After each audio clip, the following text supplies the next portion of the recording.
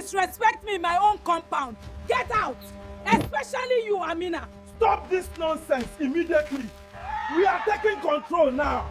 The whole compound thought she was going to die that day. Madam Gold stood in the middle of the yard, eyes blazing, wrapper half loose, gripping a thick wooden stick like a warrior who had finally met her enemy. Her voice thundered through Bomba Street. You will not leave this compound alive today. Tenants peeped through cracked windows. Some prayed. Some trembled. Nobody moved. Because the woman she was shouting at was the first tenant in history who didn't fear Madam Gold. Her name was Amina. And in the next few minutes, everyone on Bomba Street was going to learn. Power does not always belong to the loudest person. Sometimes, it belongs to the commonest one. And this was the day the wicked landlady finally met her match. At number 14 Bomba Street, fear had a landlady. Her name was Madam Gold. Her voice was louder than a generator. Her stick was longer than Judgment Day. And every morning, before birds could warm up their voices, she started chorus practice. Tenants, wake up. Wake up. Rain does not respect sleep. Someone whispered through a window. Madam, even my dreams are owing you. He shouted back. Yes. Tell your dreams to pay rent too. The compound sighed. Even the water tank was tired. Amina arrived with one small bag. Polite smile. Calm voice. Suspicious peacefulness. Sister Comfort whispered. That girl is too calm, like rice before pepper enters. Mr. Tomba added. If trouble meets her, trouble will apologize. For 2 weeks, Amina said nothing much. She minded her business. She greeted gently. She refused gossip. The compound didn't trust it. In Africa, when someone is quiet, they are either very holy or very dangerous. Madam Gold stormed to room 10. Her wrapper was angry.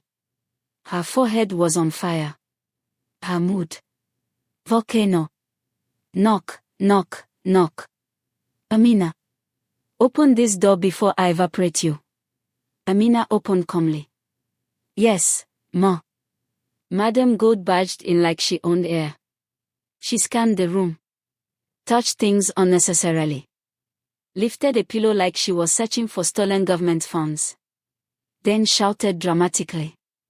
Oh, you are burning candles in my room. You want to turn my house to barbecue. Amina blinked. There are no candles, ma. So now I am lying. I am lying inside my own house. Amina gently. I did not say you are lying. I only said reality is disagreeing with you. The tenant outside. Grammar has entered the chat.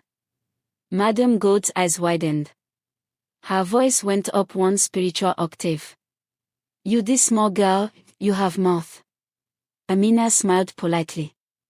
I also have ears, ma. They are hearing everything.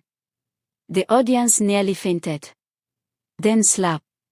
Complicated silence filled the compound. Someone whispered. Even the wall is shocked. Amina lifted her head slowly. Calm. Collected. Dangerously peaceful.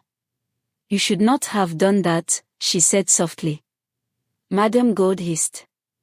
If you talk again I will reset your destiny. Amina shrugged. My destiny has warranty. Inspector Chuku arrived marching like a drum. Big stomach. Tiny patience. Fake authority. He pointed at Amina. So you are the troublemaker. Young woman, what is your full name? Just Amina. He frowned. Full government name. Amina smiled. The government did not give me extra. The tenants shocked. Mr. Tomba whispered. This girl downloaded bravery from the internet. Oh. The officers grabbed Amina roughly. Inspector Chuku boasted. Today you will sleep on concrete. Amina sighed. Concrete is even more peaceful than this compound. 2 seconds later, the officers were on the floor reconsidering life. Inspector Chuku found himself airborne. Then inside the gutter. He came out smelling like regret. He shouted, "Who trained you?" Amina smiled. "My father." He said if someone attacks you, return them to their factory settings. The tenants cheered. Someone yelled, "Inspector, the gutter is now your office." Sister Comfort clapped. "Please swim with integrity." Inspector Chuku coughed. "This is spiritual attack." Amina shook her head. "No. This is consequences." Madam Go trembled. Her voice became humble immediately. "My daughter, my queen, my madam, please don't vanish me." Amina sighed. "I only wanted peace." Madam Gold nodded fast. "We have peace now. In fact, this compound is now United Nations." The tenants laughed. Someone shouted, "Reduce rent too, for world peace." Madam Gold wiped tears.